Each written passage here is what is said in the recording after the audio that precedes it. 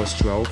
After going through different styles of martial arts, I started with 6, judo, done a little bit kickboxing, Thai boxing, kung fu, and all this kind of crazy things. Then once I was walking on the street, I started to hear a lot of people screaming, what is that? Then I saw a gym close to my place in Rio. Then I went up the stairs. There were all these guys just getting each other and arm bars, foot lock. I said, oh, that's nice. And then went down, subscribed myself in the gym, and just started. Never stopped since then.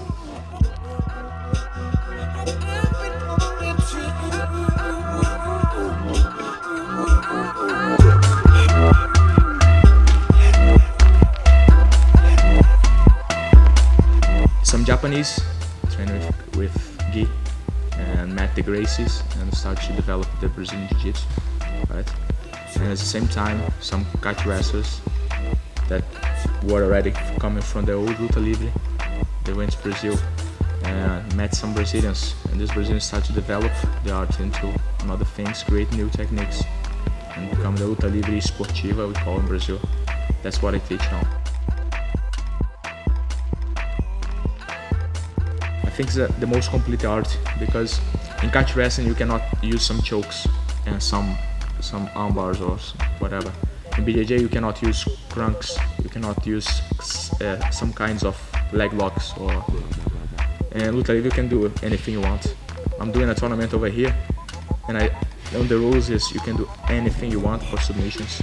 Of course you can stick fingers in the eyes and this kind of stuff, but any submission you want, because that's what Luta Livre is about, submission.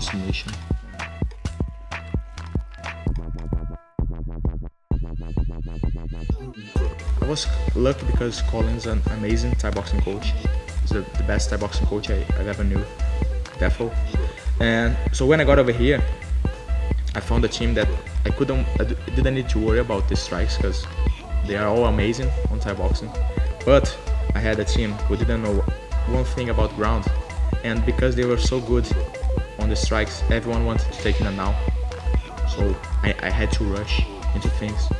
So I tried to work on the defensive skills first, and after some counters, and then start to build the ground game up.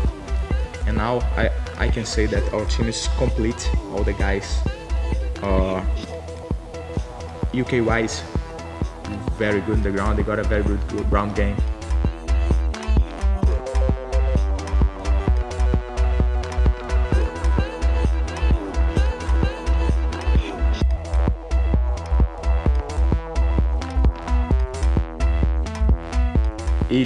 Old Ilio, who passed away, and Rickson, all these guys, they always said, if you take your gi off, it's not BJJ anymore.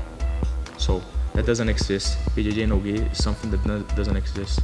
They start to give this name, this you can say business name for this, because after UFC 3, when Royce got beat, he won, but he got smashed by Kim because he was wearing a gi.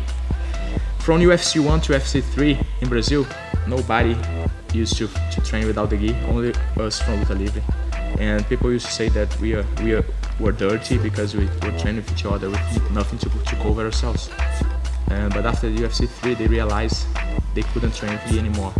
And because at that time there was a big rivalry between Luta Livre and Jiu-Jitsu, they didn't want to say they were training Luta Livre, so they started to call this submission, and after BJJ no gi.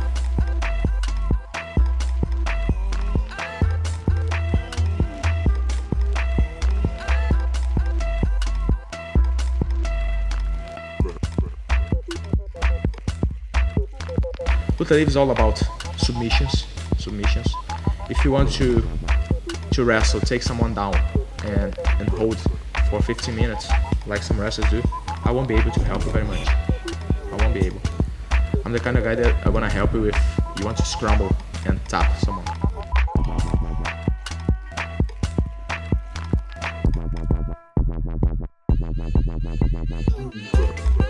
I don't like to see guys rolling for more than 1 minute and nobody taps anyone. I don't like this here. I start to shout and say they are not doing properly, because I think 1 minute is more than enough to tap someone. And I think if you can tap because he's defending, you gotta give him something, you gotta give him an arm, so he goes to armbar, then you spin and get him in a foot lock or anything else. That's the way I think. If the guy is defending, you gotta make it happen.